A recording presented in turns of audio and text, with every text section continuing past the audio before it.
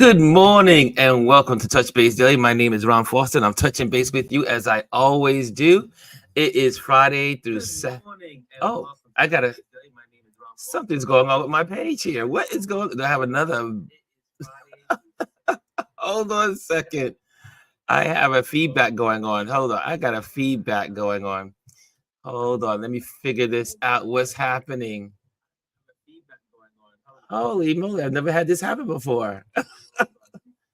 Oh, you know what it is? I am on another page. There we go. Let's get rid of that. There we go. I was like, I'm hearing myself echoing. That can't be happening. Anyway, I hope you guys all it's first of all, today is Wisdom Wednesday.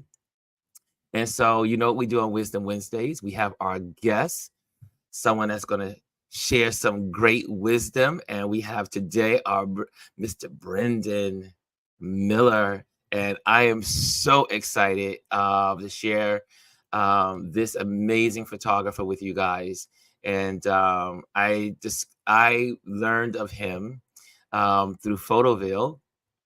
As a matter of fact, I was just hanging out doing work. I was just working, and the next thing I was like, "Who's that person taking photos over there?" And then it turned out it was the photographer. But we're going to talk about that in a moment. Just want to make sure I get into you guys and say hello. Happy Juneteenth. Today is Juneteenth. I know that I had a great discussion with Gwendolyn yesterday, being that she's from Houston, and the whole ceremony of Juneteenth is really from Texas. And so how they got, there's three things that are going on with Juneteenth. Juneteenth is a day of reflection of where Black people have come from as being slaves. And then also there's this component of rejoicing after. So there was this walk, I'm not sure if they still do it, but the walk from Houston all the way down to Galveston, where the actual Juneteenth moment took place, when they announced to these slaves that you are free. And you've been free for 2.5 years, but you didn't know it. Sounds like, I know I'm not going to go there on Texas. I'm not going there, but these anomalies happen in Texas. I don't know. But anyway, so all those Texans, I'm giving a shout out to the Texans. I love the Texans. Like I said, I have a lot of friends in Texas. I visit Texas. I love Texas. However, the Texans over the American history have done some crazy stuff. So anyway, let's say hello to some folks. I see Hannah's in the building. Hannah, good morning.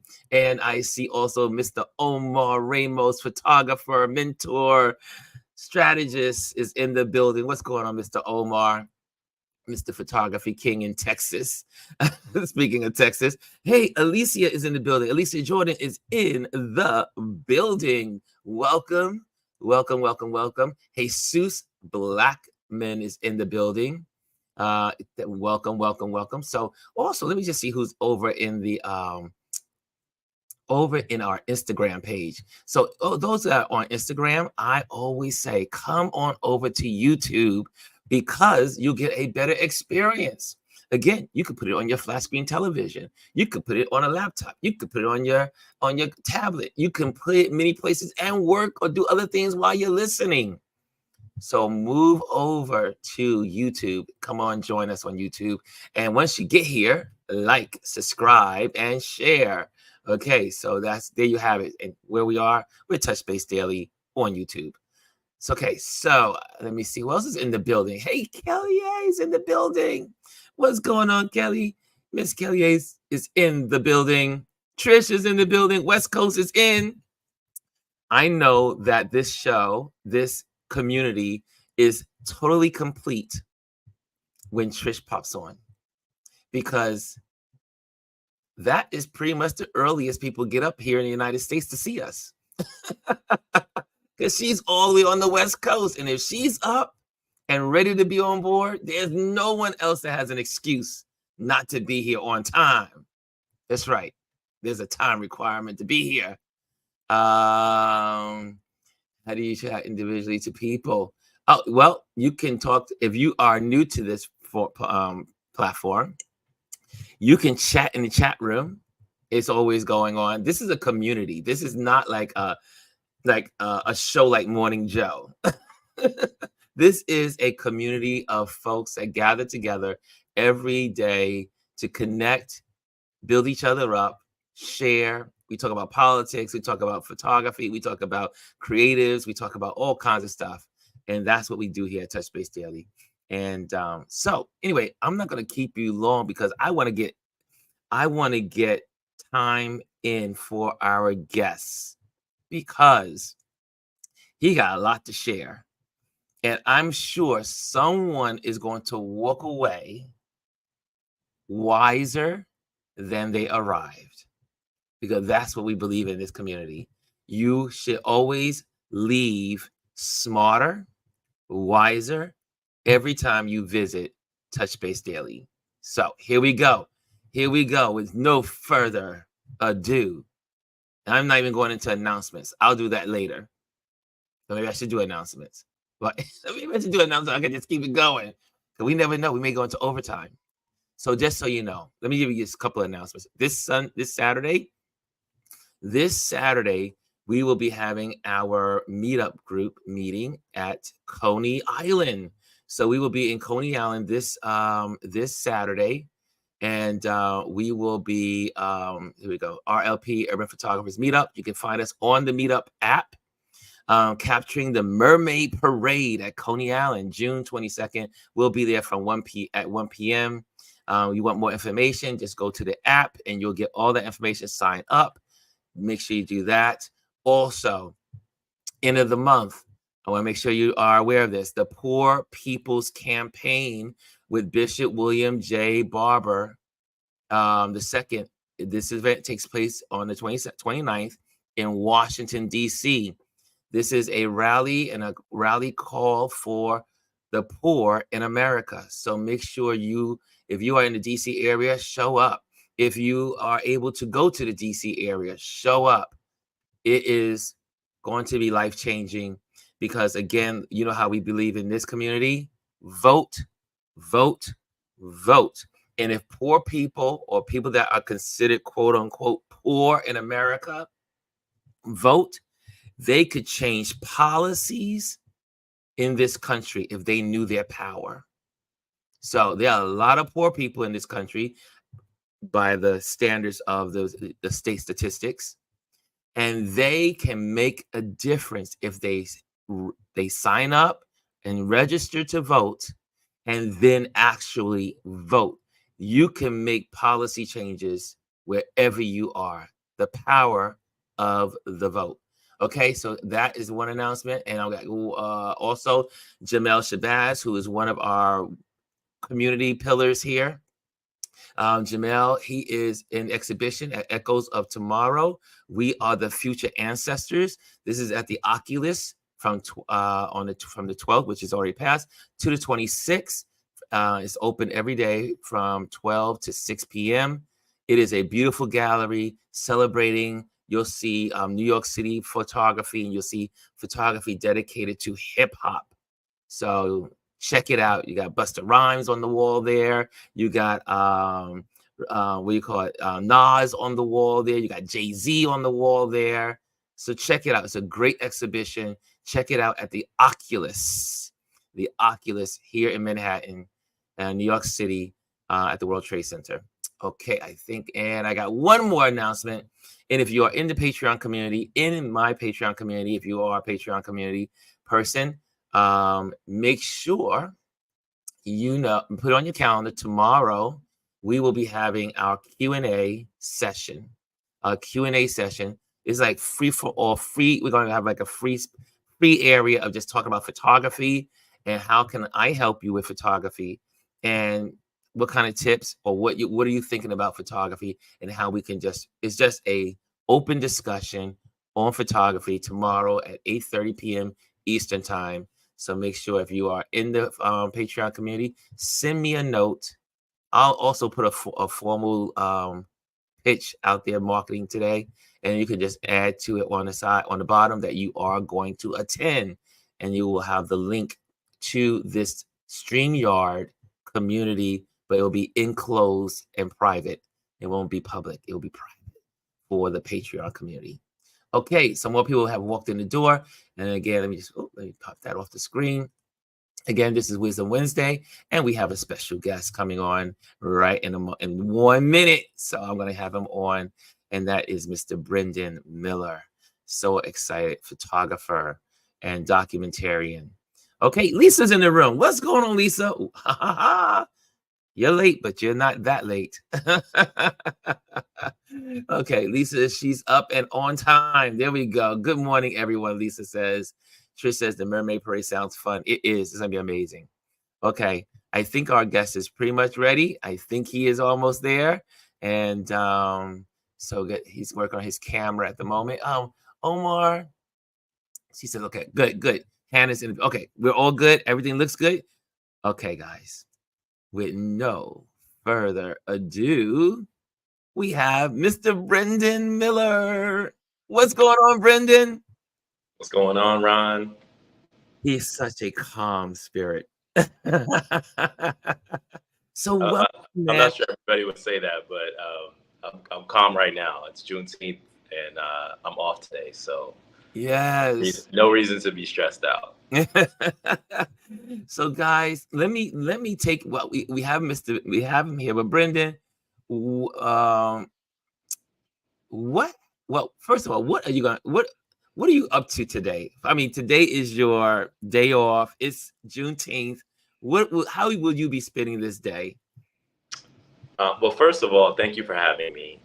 Appreciate this opportunity to come on Touch Base Daily with, one of the OG New York photography legends like yourself. This is a special opportunity for me. I know this is supposed to be a day of wisdom. I don't know how much wisdom I will be offering, but I hope folks are able to take something from my story and benefit from it. But yeah, today is a day of reflection, as we spoke about, as you spoke about in your intro. It's a day of celebration, and I think it's a day of gratitude and a day of thanks for how far we have come as a people. But also hopefulness of how far we have left to go. Mm-hmm. And so, for me, I think Juneteenth has always been, an opportunity to just pause and think. As Black folks, generally, when we pause and think, we do so and have a good time around it. And so I'm really gonna just do that today. Pause, think, have a nice time, and just take in this beautiful weather and this beautiful day. Wow, awesome! And so here we go. Let's dive into it.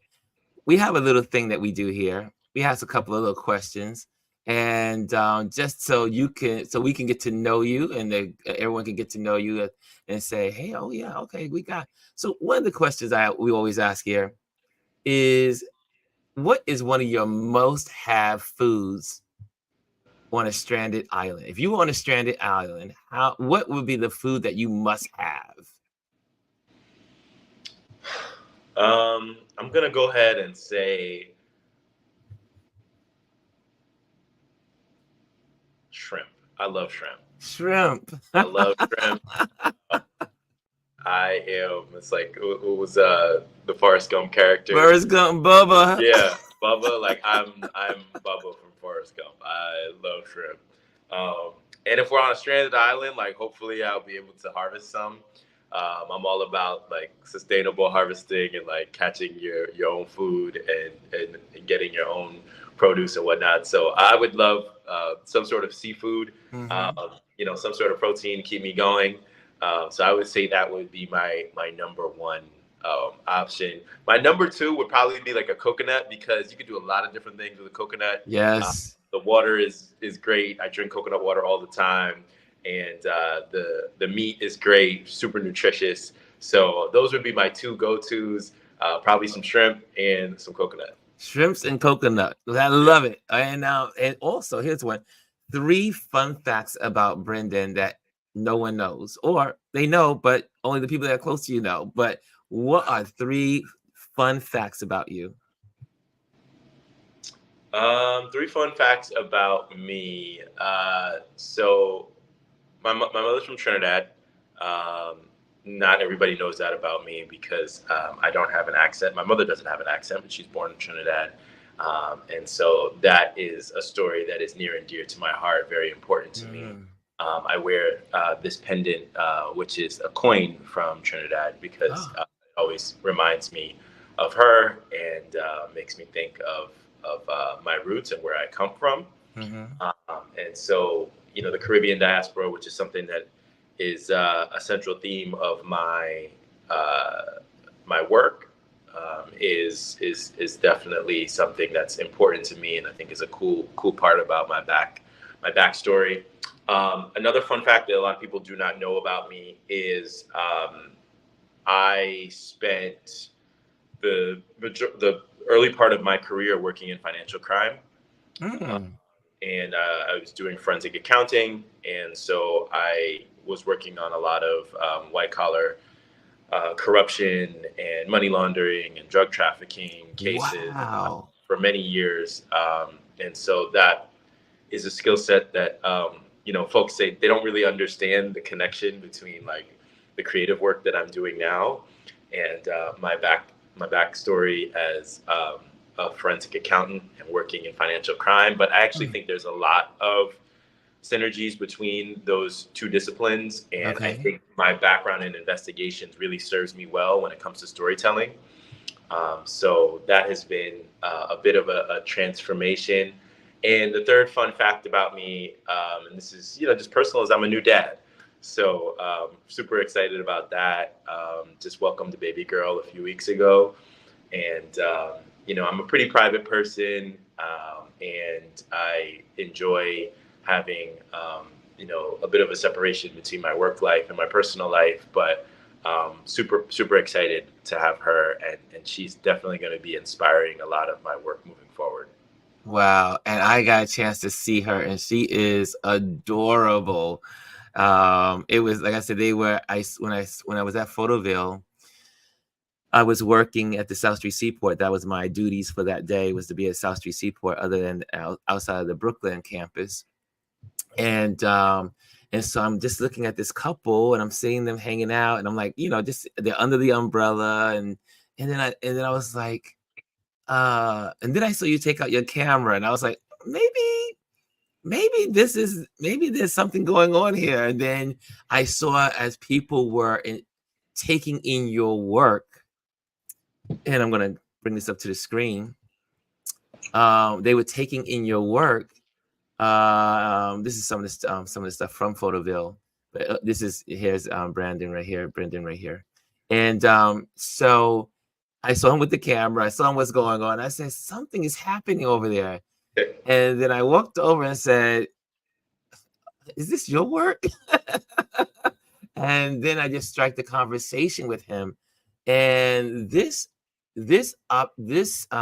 exhibition is absolutely incredible because of its origin. And let me take people. Let me see if I can do that right here. But you can explain some of these photos if you like. This is pretty. He has these wonderful chefs, but he's talking about why they were called cooks, but now their giving homage and honor to what they really are chefs. But anyway, you can talk about it. What is this project, sir, that you've been diving into? And then we'll go into your career journey later, but I wanted to just dive into your Photoville exhibition. Absolutely. So that way we have some time, get some time in there, make sure we do this some justice, because first of all, how did you go about the process of doing this project? And was it this project was first and then you moved it and submitted it to Photoville? Or was it Photoville was your inspiration to create it? So how does it go? How did it happen? So I do credit Photoville for partly inspiring this project, not necessarily from a content standpoint, but from a landing standpoint. Um, so I tell people the genesis of this project is really started last summer. Uh, Mm. I was at it was Caribbean Heritage Month. It was June of 2023, and I attended a pop-up dinner with two Caribbean chefs who actually are featured in the series, Brittany Sticks Williams and Kamari Mick, and both of these chefs were talking about their inspiration, and they were also talking about their accolades. Mm. And they were introducing themselves and talking about their food. And it was a dinner that was hosted by 10 to 1, which is a Trinidadian rum brand. And they were remarking very casually about these recognitions, and it struck me that it's very rare in any industry for young people of color to be leading their respective discipline professionally and be recognized as such. And so it made me think of the history of Black folks who are chefs in America. Mm-hmm. And it also made me think of, just generally professionally, us as Black folks, how we're regarded. And, really a lot of times if we do get recognition early on in our life for excellence in a certain field, it's generally because of athletics or entertainment. Yes. And here we have these culinary artists, chefs, who are recognized as the best in their class. Mm. And what's the story behind that? Is this a new phenomenon? Is this something that has been happening? What's the story behind these chefs? What inspires their food or their art? Because I think food is a form of art. And what is the history behind that? And I was just super curious, Mm. and it made me want to do more research. I knew a few chefs in New York City, and I'm really big into historical framing. And so everything that I do, I like to do research on the history of it before I just dive in. Yes. And so it really, in 2020, Steven Satterfield did an incredible Netflix series called High on the Hog, which Yes. I love that series.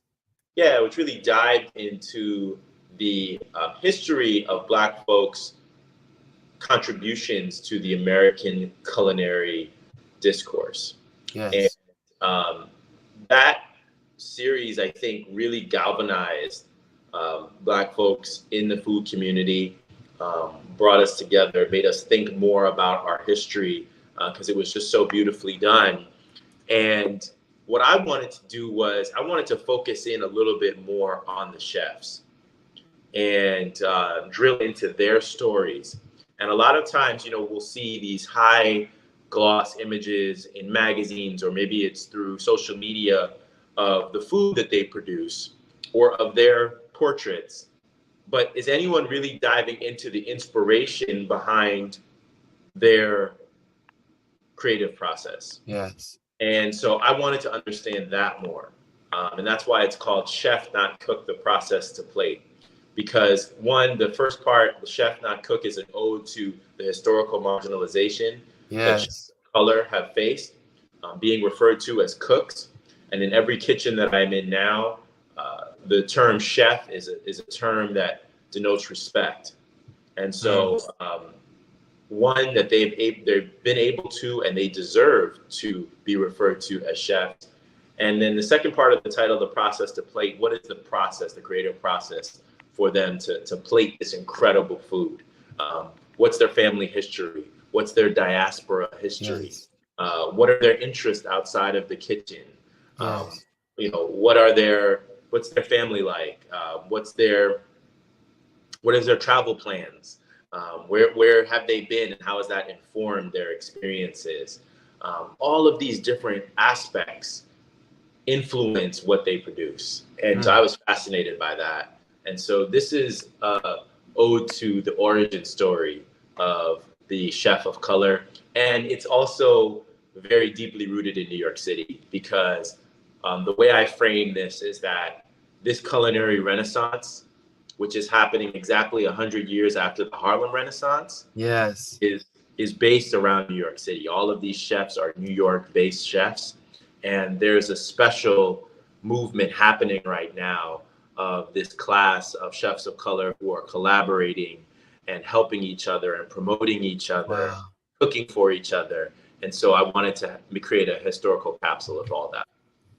It's I have it on the screen, and what was so cool is I got to meet these two ladies, two women, mother and daughter, and they were so full of joy when they saw their picture as they see it here. And I got a chance to photograph them as well when they would do, interacting, um, and they were so happy to be a part of this project and to see their face in the middle of, and you walk straight into South Street Seaport. There they are. I mean, it's like, this is your exhibition. It's one of the first pieces that you see as you move through South Street Seaport. So tell us about these beautiful women. There's some good stories between the daughter and the mom. So Yeah. you can definitely share about who they are and what they've accomplished. So I mentioned this chef already. Her name is Brittany Sticks Williams. She's from Queens. She's of Jamaican origin. And this photograph I took is with her mom. And, this happened so organically, and that's so important to me. I didn't shoot in a studio. Yes. I didn't use any artificial lighting. I really wanted these images to be candid and organic. And so, as I've said to you, I really frame this as like reaching out to chefs and figuring out like what their inspiration was. And so I wanted to capture them in the kitchen, but I also wanted to capture them in some aspect of life that informed their cooking. And so in talking to Brittany before I photographed, she was like, we do this callaloo harvest. My family is really big into like farm to table eating. Yes. Have this garden, and we love to grow our peppers and our greens and all of this produce. And the thing that really is special to us is callaloo. And so, I don't know, so the Caribbean callaloo is very interesting because it can mean different things to different people. Yes. So my family is from Trinidad. What we call callaloo is actually dasheen bush. We call it dasheen bush, right? And it's swizzled with okra and generally a crab or a pigtail to give it that real, flavor. And what Jamaicans eat as callaloo is a different plant. So I'm immediately fascinated by this. I love the idea. And so she was like, yeah, we're going to do a callaloo harvest. And then we're going to actually use the produce the next day for a pop-up event. Yes. So I was like, perfect, done. So I came over the house that day, and we, just started doing the harvest and just started talking. And her mom's name is Lorraine, and her mom was there, and her sister was there, and we just were kind of talking about food and talking about their inspiration and talking about how that informed Brittany's culinary journey. Wow. And so the picture is just a real candid moment of mom, grabbing some produce, and Brittany's harvesting callaloo. And obviously they have such a beautiful chemistry between them as mother and daughter. And I just snapped the picture. We're talking, we're laughing, we're joking, we're telling stories, and that's how this picture came about. Wow. I mean, that's what makes photography so beautiful, is when you are connecting with the people, having conversations, and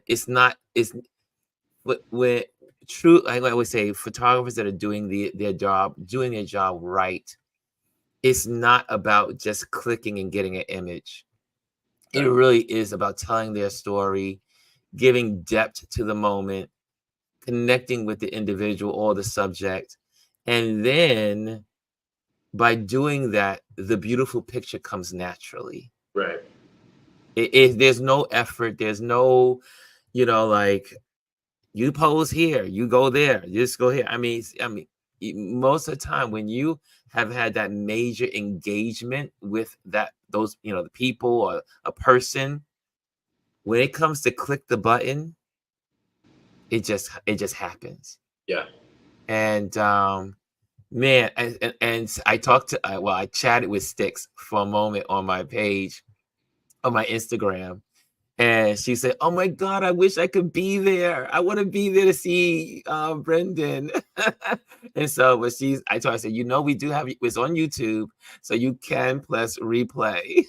But she was so like, she really appreciate what you did, and you can hear it even in the way she texts. She was like, you could feel the energy, like as she was sending me her DM. Yeah. And but yeah, so now there was another group. There was the two gentlemen. Let me see these guys. Yes. This was, I mean, like I said, for those that don't know, the South Street Seaport exhibition for Photoville, most of those cubes were connected to food from different angles. Right. There was the Canadian, how the indigenous people, their food sources have changed because they can't hunt like they used to. They've moved from actual hunting to now eating canned foods, and how that affects them as their health. Then there was another one, how in Mississippi, the food, because there's not enough population there to support the businesses of Black businesses there. And so all these major restaurants and stores have now gone to the dustbin of history. And but your exhibition in this all was so current. And I think of all of them, your exhibition was this moment of, when I was reading through it, it was this moment of hope. It allowed me to see, like, I had never thought about the term chef and cook. For me, I always said, whenever and I had never made the thought connection that in my head, we've been conditioned when we see a Black person who cooks, that they are just simply cooks. We've been conditioned to never use the word chef. Yeah. I mean, so when I read through your essay on it, I was like, holy moly, I never thought about this. Never. And I eat a lot. I go out to restaurants all the time. And but yeah, for centuries, Black people have been called cooks. And now, thank God that you are giving insight to the term chef, because that's what it's due. That's what they deserve. That is what they do. They are chefs. They're creating. They're putting. To be a chef is work. Yeah. That's a profession. Yes. And many of what we call cooks are living a profession as chefs. So I have another question as before we go into these gentlemen. What about this particular life drew you in such a way that you wanted to take the history, you wanted to look at the history, you wanted to bring all the pieces, you started to use your forensic tools to bring all of this together, to then now say, you know what, this is a story worth telling. What was the triggering point, that there was something that had to happen in you that said, this has to be done. This is my passion project. I'm going to make it happen. Well, this is a topic that's always been very close to me, because I grew up in a family where food and coming together was very important. I mentioned that my mom is from the island of Trinidad. My dad is born in the South Bronx, but raised in North Carolina. Mm. Both of those cultures, people coming together and eating is very important. And in my mom's culture, especially, where you get your food from is very important. Mm-hmm. I used to spend my Saturdays, we would volunteer in the morning, and then we would go and we would source food for the coming week. And generally, we had somebody come over for dinner on Sunday. Mm-hmm. So that included going to Arthur Avenue for fresh meats. We had, a produce stand that we would go to. My mom would take me to farmers markets. We would go to. Mom had this guy a fishmonger that she would source her fish from, and he would get his fish every morning from Fulton Fish Market, Mm. which is kind of ironic because I ended up having this presentation in South Street Seaport, right next to Fulton Fish Market, which was Yes. an important part of like my food journey as a kid. So a very full circle moment. But I was always in my mind thinking about where did this food come from? Mm-hmm. Where is the origin of the thing that's on my plate? And the other thing that was instilled in me was this desire to never just settle for whatever is just available from a food standpoint. So we didn't have a lot growing up, but I remember that my dad, before we would go to a city, he would always go to the library and take out the Fodor's book, which was like probably people forgot about this, but it was an old little maroon guide that Mm-hmm. had a lot of each city's best restaurants and Mm. fancy restaurants. It was also hole in the wall spots. And so I remember we took a family trip to California once, and we were in San Francisco eating in this little hole in the wall. We're the only people that are not of Chinese origin who are in this spot, and we're eating it. I don't know how we found this place. It's like the outside looks broken down, and the food is incredible, The right? hole in the walls are the best place to eat. Yeah. So like that attention to detail and finding good food, and then for our personal table, sourcing good food always gave me just like a really strong appreciation for what it takes to create a plate. And so I took that curiosity with me, and I always had it. I love to cook. I cook a lot in my personal life. I love to source food. I love to grow food. I do that in my personal life. And so this was a marriage of my passions, right? Um, I love photography. I love storytelling, and for me, this was really my first like dive into a storytelling project. And so I wanted Mm-hmm. to do it about something that I was most passionate about and most knowledgeable about.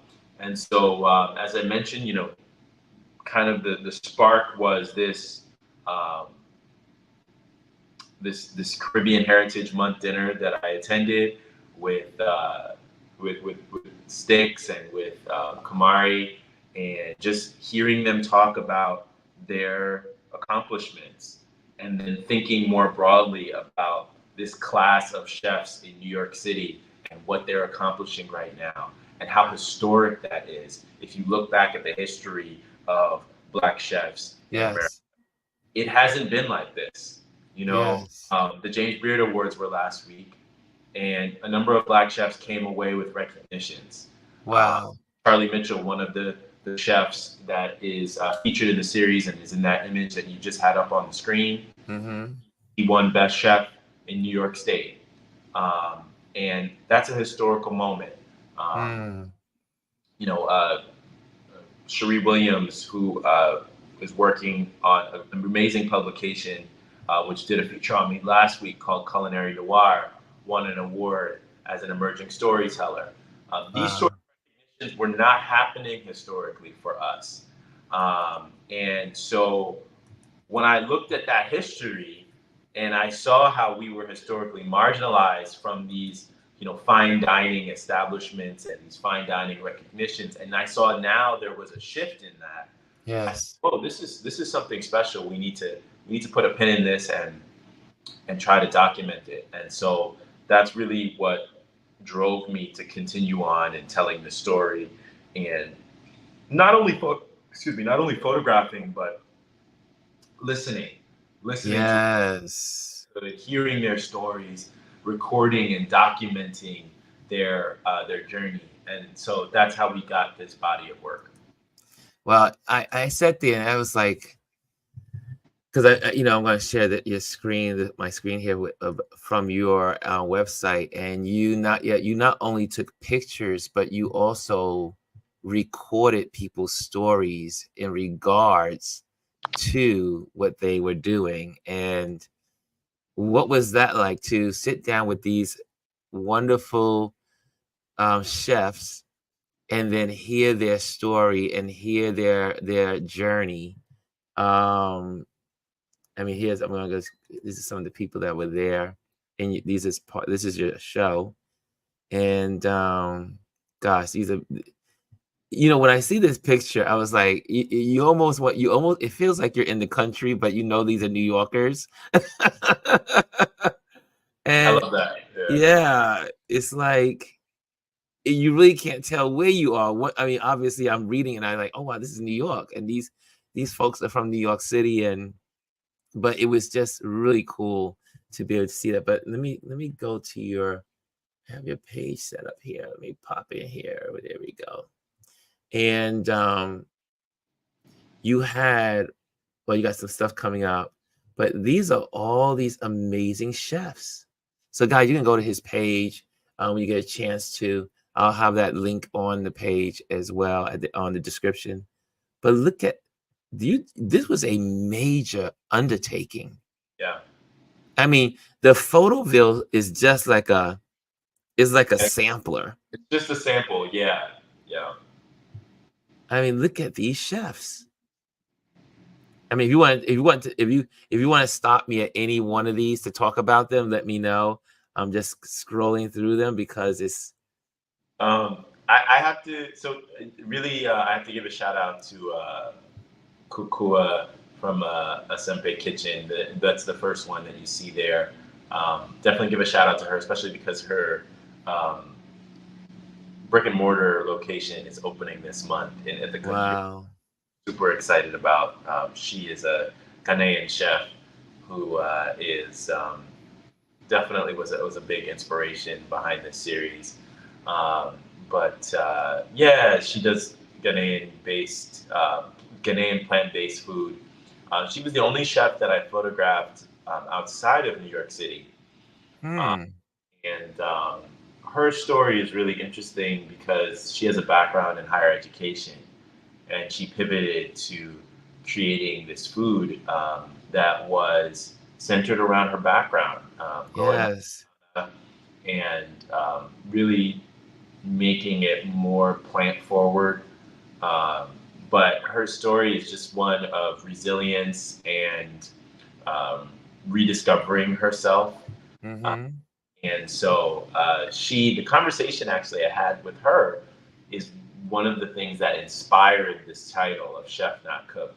One of the quotes that you'll see actually was in the exhibit was, we were talking about the historical marginalization of Black folks. Yes. Or chefs of color. And she said, it's really hard because I'm a Black woman, and traditionally people see me and they see me in a kitchen and they think there's the cook. And even for me and my family, a lot of the chefs that I photographed are the product of immigration and diaspora. Yes. My background is, like I said, is from the Caribbean. When you're from the Caribbean, our parents did not work this hard for you necessarily to go be a chef or go be a cook, right? Or even be a photographer. Right. Like a doctor, a lawyer, an engineer, the stakes are higher. Yes. And it's a cultural phenomenon that is really interesting. There's a high level of achievement and expectation for us, and unfortunately, historically, there's been this connotation, not just with folks outside of our culture, but even within our culture. Yes, yes. People that cook, it's a menial job, and part of this series is celebrating the fine art of the discipline of being a chef and Wow. recognizing that, for others and for us, it's not just cooking. There's skill involved in this. There's a lot of detail and a lot of precision. And just like we would celebrate an artist, or we would Yes. celebrate someone who is a a doctor or a lawyer, or we would recognize their expertise as a subject matter expert, we need to do the same for chefs because this is a highly specialized skill. Wow. Man. I mean, like I said, I when I went to your page, I was like, wow. And I am so glad. And this is one of the beauties of Photoville. And I'm gonna give a shout out to Photoville, Yeah. is because Yeah. Shout out Photoville. They're awesome. I would have never, oops, let me pop this in. I would have never ever met you. We would not be having this conversation. We would not be sharing your work. We would not be looking into the thought of chefs and food and cooks and that whole dynamic of thinking if this was not displayed at Yeah. South Street Seaport, where, and I'm sure I'm not the only person. I'm sure, because let me tell you, I was based in South Street Seaport twice this year. Usually I'm over here in Brooklyn, Mhm. but I was there for 2 days on assignment. That was my what I was supposed to be doing for Photoville while I was on staff there, and it was one of the displays that people just kept going to. And so I wonder, have you encountered these people? Do it have, like myself, I reached out to you, but are there other people that have reached out to you on Instagram, or that were like, oh my gosh, I got to get this person's information and reach out? Were there any other folks that would like say, hey, I saw your work at South Street Seaport and I just wanted to say hello? Yeah, Ron, when you create art and you put it out into the world, you don't know how people are going to receive it. Yes. And I did this project, and we're talking now in retrospect, but there were moments that I was doing this that I had doubt. Um, I knew what I wanted to do, I knew how I wanted the world to receive this, but I didn't know how people would respond to it. And I think one of the most beautiful experiences of the past 2 weeks was silently watching people's reactions to this work at Photoville, and seeing the images were in London as well. And, just the reception of folks, seeing that they were genuinely interested, that it resonated with their personal stories. Mm-hmm. One of the reasons why you saw me there at Photoville that day is because I literally just wanted to sit and watch people react to the art. And one of the things I really enjoyed doing was, letting people kind of take it in, and then I would just anonymously go up to them and say, "Hey, what made you stop and look at this exhibit? What made you interested and drawn to these images and the story?" And hearing their different responses, and I recorded some of them, was just really heartwarming. People through Instagram reaching out to me. Actually, I think one of it started a few days before Photoville even began. A complete stranger reached out to me on Instagram and sent me a video of them installing the panels of my exhibit. And Mm. I don't know who you are. I've never met you, but I'm watching them put each panel up, and I'm like following the story as they're putting each panel up. And she said, I can only imagine how hard you worked on this. And if I were you, I'd want to see them installing my work into the space. And so I took this video because I want you to see it, and I want to congratulate you for telling this incredible story. Wow. And, you know, for me, like, it's almost like emotional because you put so much time and effort Yes. into this, and to see someone else recognize it, and then see so many other people over the past couple of weeks recognize and enjoy this work.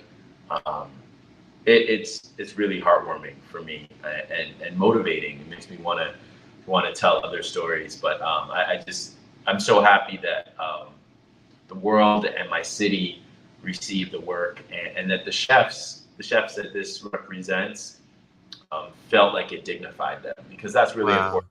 I don't, you know, I'm a storyteller. It's important that I dignify the people in the stories that I tell. And so the fact that, you know, the world, my city, but also the chefs enjoy it.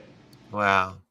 Man, if you guys have a question, you know how we roll in here. If you have a question, put Q and then your question. We'll open up some questions if you have for Brendan, because I find this so fascinating. One is because I love food so much. I love it. I was just at a restaurant last night. So a Black-owned business here in New York, in my neighborhood here in Brooklyn, Soko.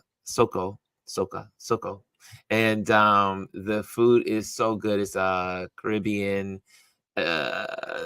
Louisiana kind of mixed fusion, kind of different jambalaya, and all the other stuff that we eat there. I was like, oh, this is great.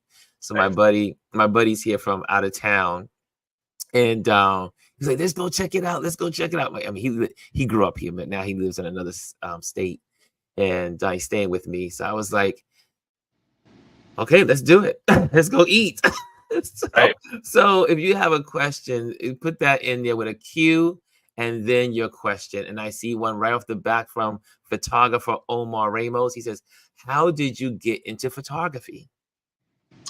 So I have been taking pictures my entire life.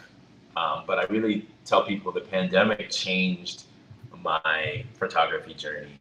Everyone had a lot of extra time, and you know, like I mentioned to you, I'm the type of person where if I dive into something, I really want to research it and do it well.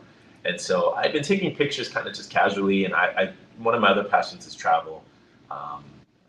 And I've been to all these places, and I had all of these pictures, but I never thought of myself as a photographer.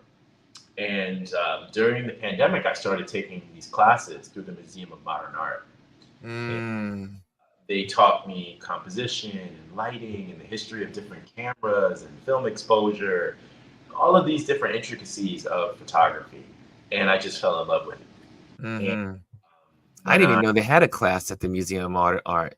Yeah, it was a free class. It was a free class that was offered. It was like a number of weeks, and I just was like, of course, like why wouldn't I do this? The pandemic here, and it was a lot of time on our hands, and I signed up and I took the class, and it really changed my life. Wow. And I really started taking street photography pictures. First I cataloged all the pictures I had, right? And I was like, okay, I have all these pictures from my travels around the world. All right, now I want to think about what I want to do with them. And, you know, as I mentioned at the outset, I'm a pretty private person. So like I'm not big about sharing a lot of my stuff or my work. I never even really thought people would be that interested in it. And so, you know, really it started off with just like posting pictures of my travels and focusing on street photography. I love candid moments. I love people, the suddenness of capturing people when they're not expecting it. And so I started off capturing that. And then at the time in New York City, the streets were barren. So areas that previously were heavily occupied and we would see all this bustle was missing. And so it was like this dystopian view of New York where it's like I am legend and like things that are Yes, I felt the same way. I am legend. exactly like that, like sparked a whole kind of creative journey of like Yes. capturing people in solitude, capturing people in singularity, and on the street, and then from there it just took off. Really focused on street photography the first couple years of my work, and then after that, I was doing it for a couple years, and I said, I want to tell more stories. I want Mm, more stories. I want to get more into the subject. Street photography is great, but it can be a little impersonal. mm-hmm. And I wanted to tell more about the subjects that I was photographing. And so it made me really dive into this documentary photography outlet of, really sitting down with subjects, interviewing them, photographing them, tracing their stories, and putting it together. Mm. Wow. Here's another question from Alicia Jordan. She says, "Will your exhibit travel? How can we bring you to Atlanta and other places?" I'd love to do that. I was talking to a couple of the other photographers that were displayed at the Seaport, and we were talking about collaborating. So stay tuned, Alicia. There might be something coming to Atlanta or to a city near you. We do want to build upon this momentum of this exhibit. And, as you mentioned, Ron, there's so much of my work that was not shown. I Yes. images, which was really tough, and whittle them down and edit them for this exhibition for Photoville. But there are many other images and even chefs whose stories I didn't get to tell. Um, Yes. so stay tuned. We're going to keep building on this momentum, and I think that there is some other opportunities for us to display this work. I mean, and this is just me because my brain automatically goes into when I see something that I love, my brain just like I go into the marketing, I go into the future, I start thinking about all these things, and this is one of those projects that I think can grow wings and be so much to so many Mhm. because we all live in the arena of food. I mean, it is Right. the diaspora, and this is Juneteenth, and we're talking about the Black culture, but it's not even just Black culture.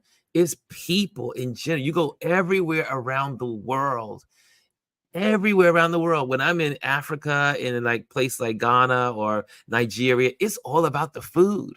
Yes. It's all about the food, but we're also when I'm in Spain, in Madrid or Toledo or Salamanca, I got to spend time in Salamanca for some time, and it's all about the food. Think about, I'll never forget. I was walking around in Salamanca. My friend was going to school there, and I went to visit him and spend some time.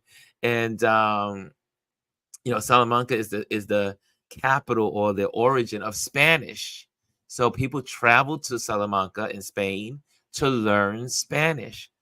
But when you are in Salamanca, there are all these restaurants. But I remember also, is now the restaurants are more like for the people like visiting.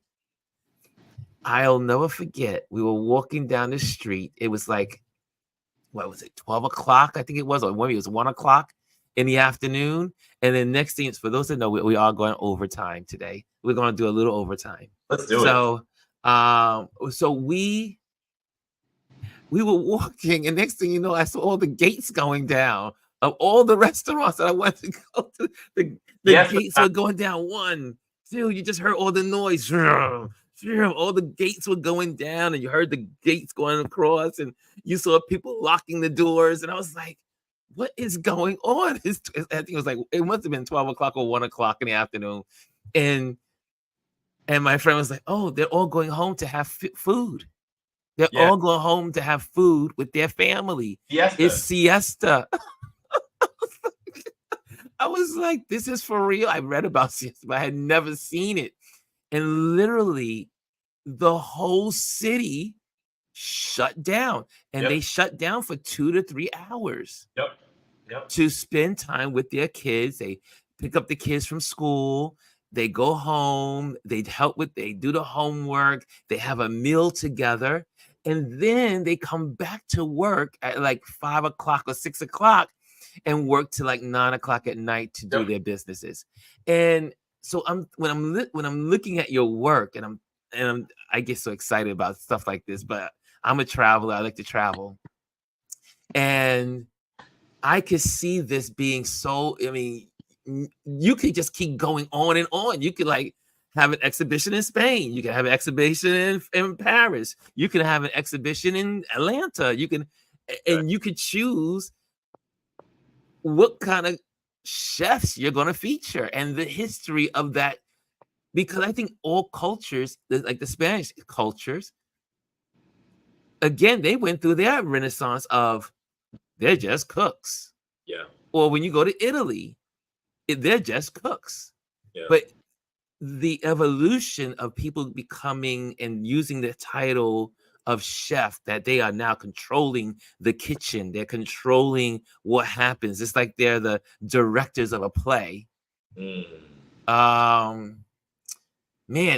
what you shared triggers so many layers of thinking around the folks that create food. And man, so where do you see us? And this is, we're gonna close it out. We're doing a little overtime here. I hope folks don't mind. But where do you see yourself 5 years from now? I know that's a long distance thought. Yeah. But in general, I mean, is it in this art that this new, I think this is a new mantle for you that's been handed to you to share all this amazing work of so many amazing individuals. It's almost like you have now a mandate. Yeah. You have a mandate now to do this. Yeah. I feel a responsibility to continue telling stories. You know, Ron, I love that you said that this work is transferable to other cultures, because I think I started this with chefs of color. But my Instagram name is Photo Diaspora because I'm really fascinated by movement of people and how that immigration flow changes our sociology. And so when I think about my future, I think about telling stories of people in movement. And immigration has changed their lives. So, you know, I really enjoy, you know, talking about food, and food is always going to be, I think, something that unifies people, and I see as a great equalizer in bringing us together. When you study different cuisines, we're not quite as different as we actually have more alike than we have in difference. And so I love that aspect of it. I love how food can bring us together and make us sit at a table and talk about whatever we're dealing with. Take a load off and unite and really have positive, constructive discussions. And food is something that all of us need to sustain us, to motivate us, to give us strength. And so I love that nature of the medium of telling stories through food. But for me, more broadly, what I want to do is build upon this momentum to tell more stories of people through diaspora. So I actually, you know, I got to give a shout out. I just signed with a creative storytelling agency. Wow. And so shout out to Vibe Village and Toomey, who is my agent now, is going to be working with me on working with brands and publications that are aligned with my storytelling journey. And so what we're going to do is we're going to, you know, we have some things that we're cooking up. And cooking up. I love it. Cooking up. We're cooking up, literally and figuratively. And we're going to continue telling stories of people who are the products of diasporas, and wow. have been influenced by those diasporas, how they have brought their culture with them, how their culture has evolved through diaspora. And that's really my goal. That's what inspires me. That's what I'm fascinated by. It's what I spend my spare time reading about. Is people changing through movement. And so I want to explore that in things like athletics. I love sports. So I'm Yes. fascinated about that in the realm of athletics. I'm also fascinated by it in just the form of profession, and in just everyday life. I don't know if you were able to see it, but Steve McQueen, famous British director, Yes. produced a short film series called Small Axe a few years ago, which Okay. told the story of the Caribbean diaspora, specifically to London, the UK. Mm. And I was so inspired by that series because there are not many depictions of the diaspora that I come from. Yes. And so what Steve McQueen was able to do is tell these stories that were based around the 60s, 70s, and 80s of people who were first generation immigrants, and what was the struggle that they faced in assimilating to, in this case, British culture. What was the discrimination that they faced? How did it influence their food? How did it influence their professional development? How did it influence their family structures? I'm fascinated by those stories. I think there's a Yes. real gap in depictions and storytelling of those sort of narratives, and I'm fascinated exploring more of them. And so that's one of the things that's on my to-do list, right? Is to Wow. tell more stories of other people's diaspora, but also bring more visibility to underrepresented diasporas like my own. Nice. I have another question from Chris. Chris Baylor says, in the lane of traveling exhibits, have you considered reaching out to chefs in other cities to level with the art community as a true way in and a win-win for all involved? Absolutely. One of the cool things about this project and some of the recognition that it's gotten now is that I've been able to get a more national and even international footprint. So I was nominated for a James Beard Award for photography for this project. And so, as such, my work was presented at a gallery in London. So actually, at the same time that Photoville was, I was also in London, and so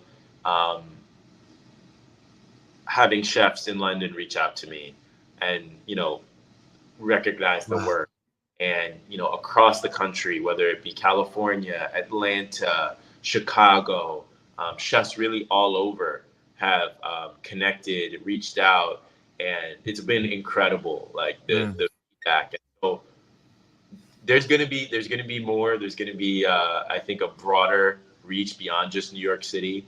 Ron, I'm the type of person, like I like to do things really like thoroughly and well, and Yes. I believe in not boiling the ocean. So Yes. when I think you cast too broad of a scope, it dilutes your work. So I Yes. wanted to get real focused on New York City, the moment and the movement that's happening in New York City right now, and then from there we can expand the lens a bit. And so that's what I'm going to be doing. Is okay. We did this in New York. Now, what about what's happening in other cities? Is there stories to tell? Uh, one of the things, I love wine, for instance, and there's this whole movement of Black vintners in Napa Valley, Sonoma Valley, and in the California wine region. Fascinating. These are stories that I'm interested in. Wow. And so we think about these topics, and I think about, not just in the food space, but also in the beverage space. How do we expand the lens to bring more visibility to these people? Wow. And here's another question. And it looks like this is the last question here. This is from Aya. She said, any plans to create a documentary or a movie about your exhibit for upcoming film festivals, such as Martha's Vineyard African American Film Festival, etc.? So thank you for that question. I don't have any plans. I think filmmaking is, I have a lot of respect for filmmakers. And so I don't think I am there yet. I just started dabbling in film. I bought a Super 8 camera and I Ooh. film and started documenting some of the chefs in film. So footage is coming soon. That's going to be really cool. But you know, as I mentioned to you, I'm a bit of a perfectionist, and I like things to be done really well. So I have to spend a little bit more time working on that. But I don't have any plans to make this into a film. Um, you know, I was in the shower this morning. Again, I'm always thinking about like creatively, what can I build upon? And I was in the shower this morning thinking about some film concepts, but I don't have any immediate plans to turn this series into film. Wow. Also, here's another question from Omar, my mentor, and amazing photographer in Texas as well. He says, "What's in your camera bag?" Oh, okay. So my camera bag is a Leica Deluxe 7. I love Leica cameras, love their interface, love their lenses. Um, and then the other camera that I shoot with is a Sony A7 IV. Um, and love that camera as well. Super fast, mirrorless, 32 megapixel. And love that bad boy. And then my Super 8, I have a 1974 Minolta Super 8 camera, Mm, which I just added to the bag. And so that adds like a whole nother element of film, shooting that on 8 millimeter film, and just having a blast with that so far. So those are my three bad boys. We kind of rotate them in and out. The Deluxe 7 is with me at all times. Anywhere I go, I bring my Deluxe 7 with me. That's my everyday camera. I'm a big believer in like shooting whenever you can, and really capturing moments. You know, I mentioned my background is as a street photographer. And so wherever I'm going, even if it's just, you know, going to the city real briefly, I generally have my Deluxe 7 with me so I can just capture things that are happening in real time. And so, you I know, love on that, is that camera? You had that camera when you were at the seaport, correct? I did. I had my Deluxe 7 on me. And the lens was that a 28 millimeter on that lens you Yes. had? Yeah. Yeah. Yeah. So it's, you know, I think it's important for photographers to have a few different options in their bags. I tell people, you know, you should obviously get a starter camera, but I think it's really important to have something that is relatively compact that you can kind of bring with you. That's a high quality camera, that you can just start capturing moments and really see what your style is. Because Yes. part of the beauty of this art is we're all a little different. You know, the way you would photograph something is different than I would photograph it, Ron. Yes. And so you have to find your stride. And in order to do that, you have to keep shooting. Mm. Woo, man. I could go on all day with you, sir.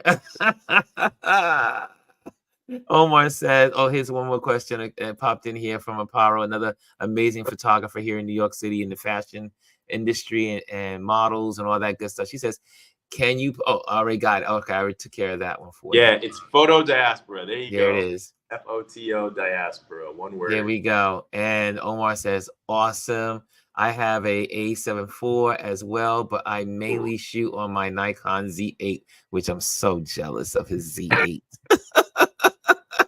I want a Z8. If anyone wants to donate, the Z8 is like so out of range for me at the moment, but it's every review has been like so amazing, and I actually had to hold it in my hand and click away with it at the B&H, and I was like, oh my gosh, I want this camera. Well, I'm bummed because I heard, you know, Leica is a sponsor of Photoville, and I didn't get a chance to do any of the Leica. Like they generally let you play with like a Q3. And Yes. really want a Q3. Like that's my wish list camera is a Q3. So I didn't get a chance to play with it this year, but yeah, if anybody wants to, you know, donate to my Q3, we photographers, we need donations. Yeah, if you're so inspired. Wow, man.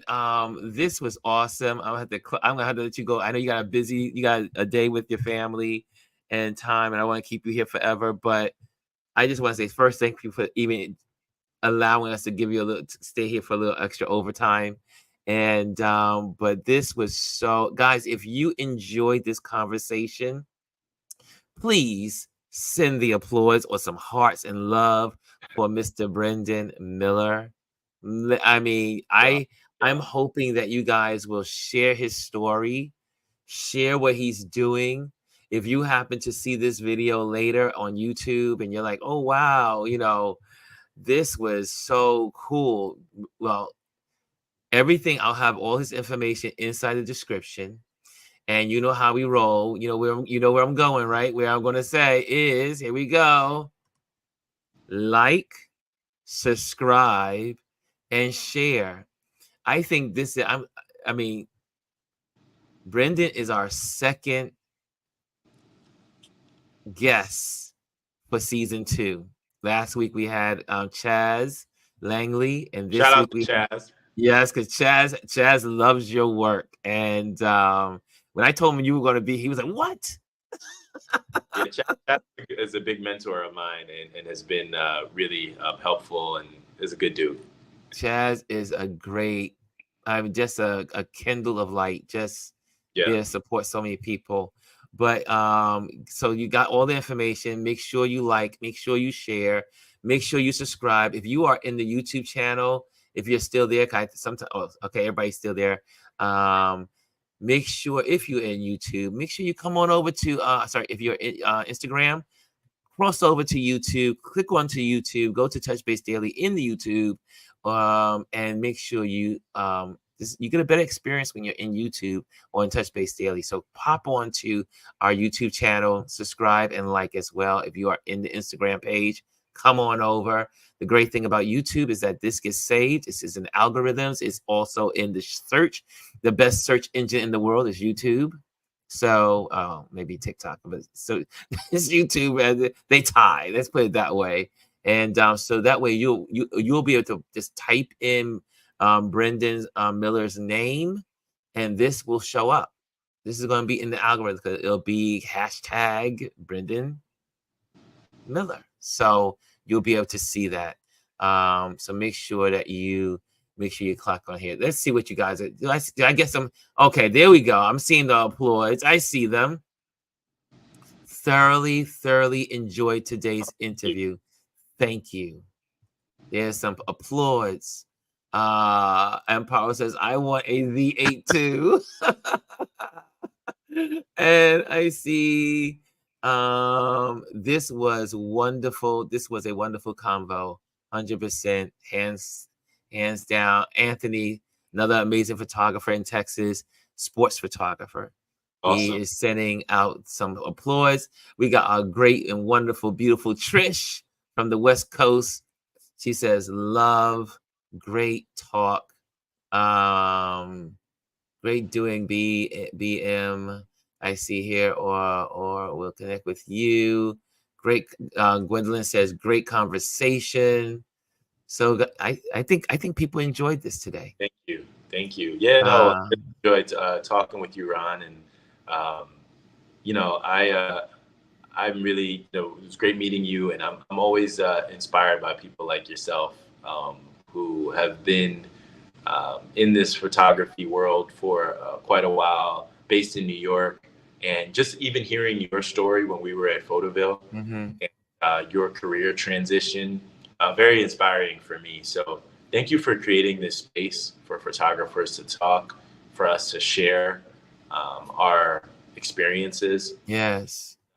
For being, a beacon of light yourself in bringing people together and creating community. This is important, and spaces like this really inspire great work. Thank you, man. You blessed us. You blessed us today. And if someone walked away with no wisdom here, and you gave a lot of gems today. You may not think so, but I'm telling you, you were just dropping them you were just dropping them as you were going. Maybe what not to do. This was wonderful. Thank you so much, man. Guys, I'm gonna let Brendan go. And Brendan, thank you again, Mr. Brendan Miller, y'all. Mr. Brendan Miller, thank you so much. Y'all, thank y'all. All right. Guys, you guys, this was beautiful. I am so grateful for this man popping on here. And this was an impromptu conversation. And this is what I always say about it is so every friendship, every relationship, everything we do, right, begins with a hello, right? If we can condition ourselves to just get out of ourselves and say hello to the people that we come across in our daily walk, in our daily lives, it could change your life. It can change others' lives by this simple hello. So I leave you with that thought. Say hello to a stranger today. Say hello to someone that you don't know. Say hello. Every friendship begins with a hello. Take care, guys. Have a wonderful Juneteenth. Enjoy yourselves. Have a great time. Reflect on this amazing day, but also rejoice that we have each other. We have the diaspora. We have all of us working together for a better world and a better country. And, let's do it. Let's do it together. Say hello. Later.